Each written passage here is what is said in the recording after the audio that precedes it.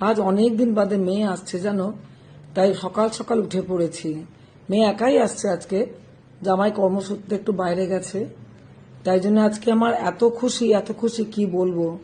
ওর পছন্দের সব খাবার আমাকে বানাতে হবে। সেই যখন কলেজে পড়তো না, কলেজ থেকে যখন বাড়ি আসতো, হোস্টেল থেকে বাড়ি আসতো, তখন ও গোটা ট্রেনে বলতে বলতে আসতো, মানে মেসেজ করতে করতে আসতো, মা কি খাবার, মা কি খাবার, কি খাবার করেছো। আমি বলতাম না, রেগে যেত, আমি কিন্তু খাবো না। ঠিক সেই হ্যাবিট এখনো আছে। এই যে ক্যাবে চাপবে, ক্যাবে চেপেই শুরু হবে মেসেজ, মা কি করেছো, মা কি খাবার করেছো। তো ওর খুব পছন্দের খাবার ওর ছানার ডালনা। তাই আজকে ছানার ডালনা দিয়ে ওর খাবার বানানো শুরু করলাম। দেখি আস্তে আস্তে কি করতে পারি। ছানাটা আমি ঘরেই কেটেছি, এমন কিছু বিশেষভাবে বানাইনি আমি। ওই দইয়ের মধ্যে আমি জিরে গুঁড়ো, ধনে গুঁড়ো, একটু হালকা লঙ্কা গুঁড়ো দিয়েছি, নুন মিষ্টি দিয়ে মিশিয়ে রেখেছি। এবার তেলের মধ্যে একটু জিরে ফোড়ন দিলাম, তারপরে টমেটো কুচি, একটু আদা বাটা দিয়ে ওটা ভালো করে কষিয়ে যখন তেল ছেড়ে দিল, আমি জল দিয়ে দিলাম। জল দিয়ে একটু ফুটে উঠলে তার মধ্যে একটু আমি ওই ফ্রোজেন মটরশুঁটি ছিল সেটা দিলাম। জানিও ফ্রোজেন মটরশুঁটি দেখলেই ও চিৎকার করবে, মটরশুঁটি মোটেই খেতে চায় না, ফেলে দেবে। তাও একটু দেখতেও ভালো লাগবে, খেতেও ভালো লাগবে। তারপরে যখন ফুটে উঠলো তখন এই কোফতাগুলোকে আমি ছেড়ে দিলাম। একটু ফুটে উঠুক ভালো করে, ঝোলটা একটু ঢুকে যাক, তারপরে নামিয়ে নেব। মোটামুটি দেখতে ভালোই হয়েছে মনে হচ্ছে, জানি না খেতে তার কেমন লাগবে। আমাদের তো কিছু নয়, আজকে তার ভালো লাগাটাই সব। বুঝতে পারলো তো, সব মারাই বুঝতে পারবে, মেয়ে বাচ্চারা যখন ঘরে আসে তাদের পছন্দের খাবার বানাতে যে কি ভালো লাগে কি বলবো। এই শিম্পাঞ্জিটা ওর ছোট্টবেলায় ওর ছোট মামা দিয়েছিল, ওটাকেই ওর কাজের টেবিলের একটা পাশে সেট করে দিলাম। ও প্রত্যেকবার যখন আসে কোনো না কোনো পুতুল ওর ওই কাজের জায়গার কোণে চাই। জলের বোতলটাও রেখে দিলাম, না দিলে তো খাবে না, সারাদিন জল না খেয়ে থাকবে তাও ভালো। ওর রুমটাকে খুব সুন্দর করে সাজিয়ে দিলাম। ওর নিজের রুম আছে, সেখানে শোবে না, ও আমার পাশেই শোবে। তাই টান টান করে বিছানা পেতে সেট করে দিলাম ঘরটা। দেখো তো কেমন লাগছে।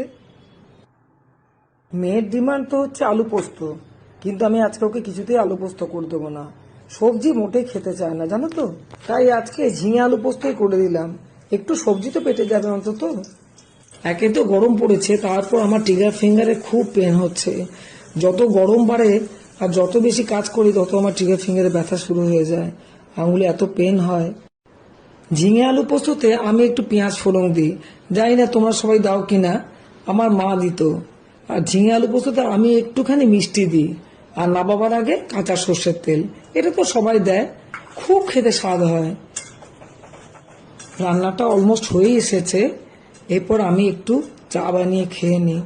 চা বানিয়ে খেলে জানো তো তোমরা কি এনার্জি যে পাওয়া যায়। তারপর আবার অন্য কাজে ব্যস্ত হতে হবে। এখানে বসে চা খেতে খুব ভালো লাগে, এক চিলতে প্রকৃতিকে দেখতে পাই। ফ্ল্যাট বাড়িতে তো জানো কোনো প্রকৃতির দেখা মেলে না। নিরামিষ পদ তো মোটামুটি হয়ে গেল, এবার আমিষ পদ করব। আজকে ওর বাবা মাগুর মাছ একদম জ্যান্ত এনেছে, ওই মাগুর মাছটাই রান্না করব। খুব অল্প তেল মশলা দিয়ে আমি মাগুর মাছ রান্না করি। আমার মেয়েও একদম বেশি মশলা দিয়ে রান্না খেতে পারে না। ওই তেলে অল্প আদা রসুন বাটা, অল্প টমেটো কুচি, এই দিয়ে নাড়ানাড়ি করে তেল যখন বেরিয়ে গেছে তখন জল দিয়ে দিয়েছি। আর মাগুর মাছগুলো আমি আগেই ভেজে রেখেছিলাম, কি প্রচন্ড ফাটছিল মাগুর মাছগুলো, ঢাকা দিয়ে দিয়ে সব ভেজে নিয়েছি। একটু ধনেপাতা কুচি করে দিয়ে দিলাম। মাছের ঝোলে ধনেপাতা কুচি করে দিলে একটু আঁশটানি গন্ধ থাকে না।